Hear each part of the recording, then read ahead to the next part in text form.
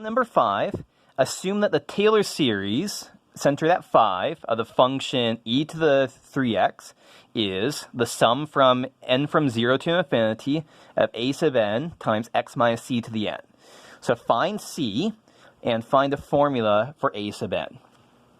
Okay, so finding c, that is, I basically gave it away right here. That is what we're going to plop in here. Wherever we're told that it's centered at 5, that is the c value. Okay, so overall, we want to find our Taylor series.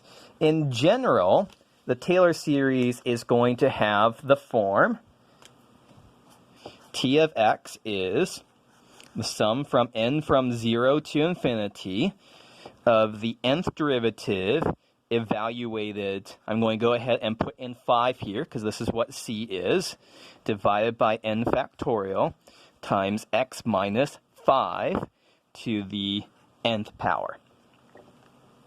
If we want to write out the first several terms of this, this is f of 0.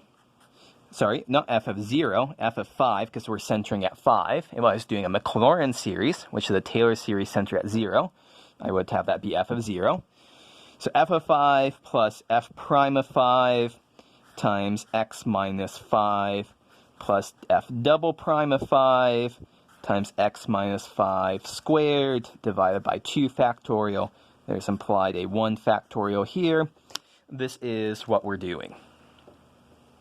Okay, so the important thing that we have to do right now is figure out what are the derivatives of our function e to the 3x here. So let's write out some derivatives here and see if we can spot a pattern. So f of x is e to the 3x. F prime of x, so the first derivative is 3e to the 3x by the chain rule. F double prime of x, bring down another factor of 3. So 3 times 3 is 9. I'll write that as 3 squared e to the 3x. The third derivative, bring down another factor of 3. So we get 3 cubed times e to the 3x. So hopefully by now you can see the pattern in our derivatives. So in general, the nth derivative of f, evaluated at x, is going to be 3 to the nth power times e to the 3x. So we can see there's always going to be a e to the 3x term here. The first derivative is 3 to the 1. The second derivative is 3 to the 2. The third derivative is 3 to the 3. So that matches up with a 3 to the n. Okay, we don't just care about the nth derivative evaluated at a generic value of x. We care about at x is equal to, c is equal to 5.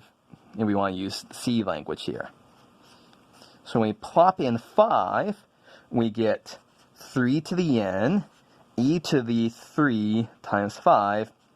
So that's 3 to the n times e to the 15th. Okay, so now to finish this off, all we have to do here is take this and plop this in here. So I'm going to go to another piece of paper to write that.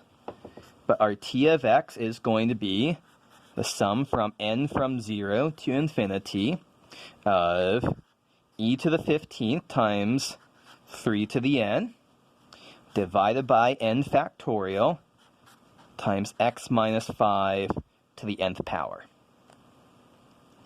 If we want to write out the first couple terms here, just so we can see what's going on, when n is equal to 0, we just have e to the 15th. When n is equal to 1, we have 3 times e to the 15th times x minus 5.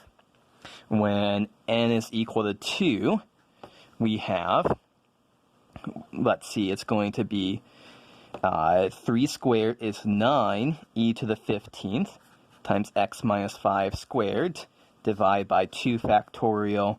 So those are the first couple terms here. Okay, so what's going on in this problem? To kind of summarize, first thing you have to know, this is the general form of a Taylor series where I've plugged in c is equal to 5 here. So one thing is just knowing what to do. The second thing is being able to spot the pattern in the derivatives here so you can come up with this general formula.